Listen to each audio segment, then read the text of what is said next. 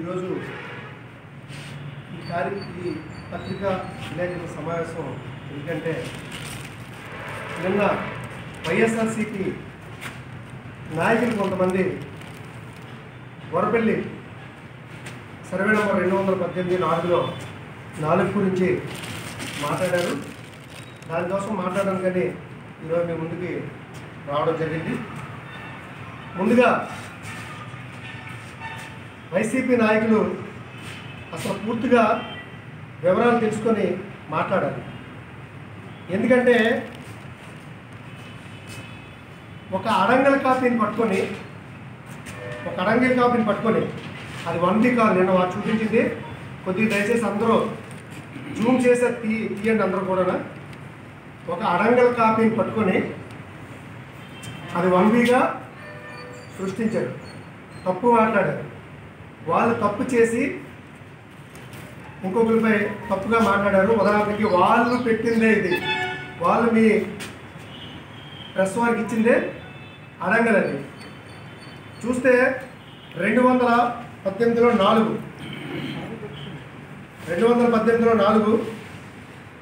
చూడండి. ఇక్కడ 218లో 4 జరాజీ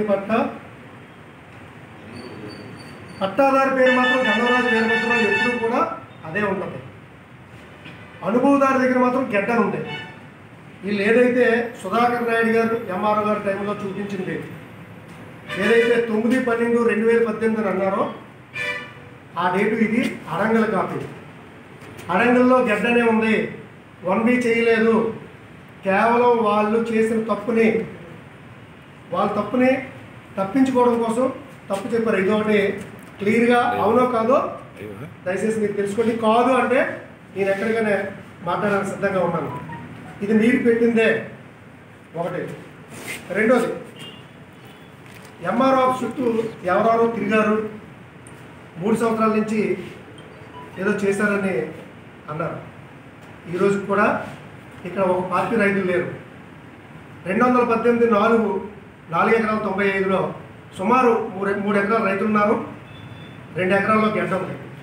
ఈ రైతులు కూడా 1930 నుంచి 40 మధ్య అమరవల వల్లయ్యమ్మ అనే ఒక బ్రాహ్మణ కులస్థానం దగ్గర నుంచి రిజిస్టర్డ్ డాక్యుమెంట్ తీసుకొని ఉన్నారు ఈరోజు వరకు.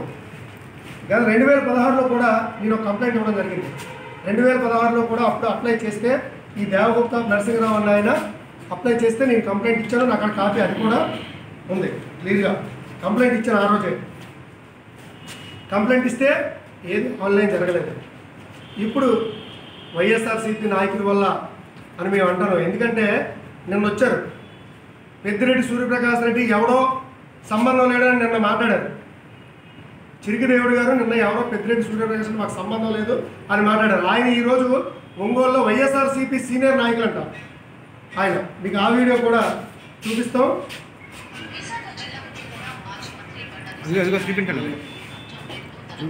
ఆయన ప్రెస్ మీట్ పెట్టింది, దయచేసి జూమ్ చేసి కొద్దిగా పెట్టండి. ఆయన